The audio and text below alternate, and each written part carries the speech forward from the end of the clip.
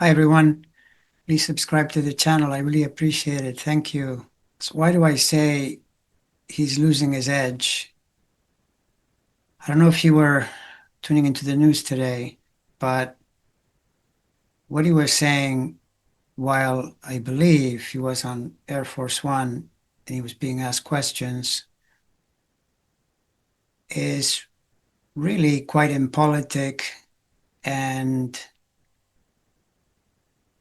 quite self-incriminating. And most of all, will keep the story going, which is presumably the opposite of what he wants to do. Notice also that he spent a few days in Europe, in Scotland, trying to run away from his problem, which in astrology terms would be running away from your planets, but you can't because the planets are the planets. And he's been under that Mars square, which I had said earlier in the month was going to carry into the end of the month.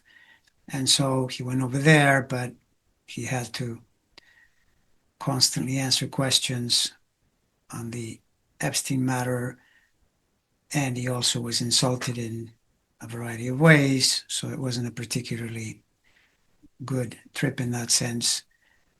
But already in Scotland, he said things about the Epstein affair that he probably shouldn't have said. And then now, this latest thing, he continued with the theme he first brought up in Europe around the fact that, oh, I didn't go to the island. He keeps repeating this. It seems to be really important to him that he didn't go to the island, but he expressed it as I didn't have the privilege of going to the island, which is clearly the wrong word to describe such a thing. Number one. Then, number two, it would be that in the follow up, as I'm assuming he's flying back home on Air Force One, and he's asked about it, and he goes into this theme that he already started in Europe around how the reason that he broke with Epstein sometime back in the mid 2000s, according to him at least, is because Epstein was poaching his workers, people that worked for him at Mar-a-Lago. Of course, he always will do the plug and tell you that Mar-a-Lago is the greatest at this and the greatest at that. And in this case, it's, according to him, the world's foremost spa, where apparently Virginia Giuffre, of all people, who was one of the victims associated with Epstein, and she advocated around this topic for many years, and then sadly she committed suicide recently as well, probably at least in part due to this harrowing journey she was forced into. And this man, this clown of a president, I mean, it's just unbelievable that he's asked a question and he never expresses empathy, sorrow, nothing about the victims of all this. That's the first thing. The second thing, he says, well, I was really upset with Epstein because I told him not to steal my people, but he was poaching them. And one of those people is Giuffre. But here's the problem. This is happening. Giuffre working for him is before he had the dispute with Epstein and around the time when that famous public line of his happened when he said Jeffrey is a well-known, socialite who likes beautiful women as much as I do, and he likes them on the younger side. Well, Virginia Giuffre was working for Trump at Mar-a-Lago, and she was on the younger side. She was underage. Apparently, her father worked there and got her the job. So then Epstein pulls her away in order to do what? In order to molest her. So there's the link to Trump and how he's bringing this up. And he thinks this is in any way making a case for himself. Honestly, to me, it's just nuts what he's doing. It's why I'm saying he's losing his edge, because any person with any political acumen would have said, I don't recall, or you certainly don't bring up a specific name, and certainly not in this context because it implicates you in the matter. And at minimum, it's going to keep this thing going. More questions, more angles, more how could this be? People are on it. The news media instantly on it. Typically, you tend to find it first in the online channels, and then it makes its way to the more traditional cable channels, and then eventually the main stations like CBS, NBC, and so on. It's based on what he's saying, and he's just blabbing it out.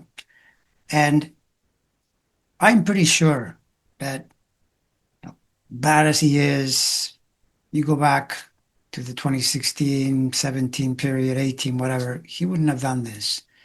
He's experiencing the decline of time, and he just isn't all there enough to realize, to make the connections, and thereby avoid stepping in the mud in this way.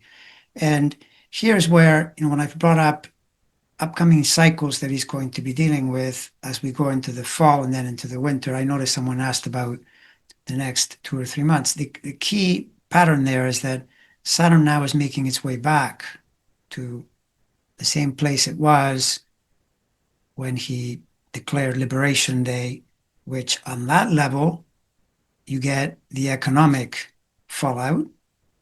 We're already getting signals around people hanging on to their money more, less jobs, uh, the slowdown because of those tariffs of his. So that's that level. But these planets, they do double duty, triple duty. That same planet is implicated in this other issue because it comes from the 12th house, so it links to the dirty deeds that come from there. Plus, worst of all, it links to his health. People are always asking, what brings this guy down? And I often point to Saturn as one of the key planets. Saturn is the ruler of time. Time brings everyone down. There's no escaping it. You can see it before your eyes through his increasingly disconnected, politically incompetent behavior.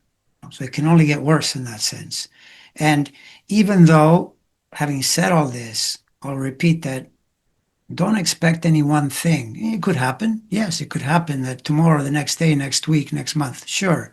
But it's just the combination of one thing happening after another that takes him down. The force of time, he's aging at the same time. And don't forget that this topic, of course, for Democrats, people that are dead set against him, it's clear as can be, of course. But I guarantee you a portion of his base cannot possibly be happy because whatever you may think of them, they're genuinely interested in whatever it is, this mysterious thing that was happening behind the scenes, these elite people that were taking advantage of children, essentially. So, in that sense, it's a righteous cause. And even if many of them don't turn against him, you just need some piece of that group in order to make it politically suicidal for the GOP as we go into election season.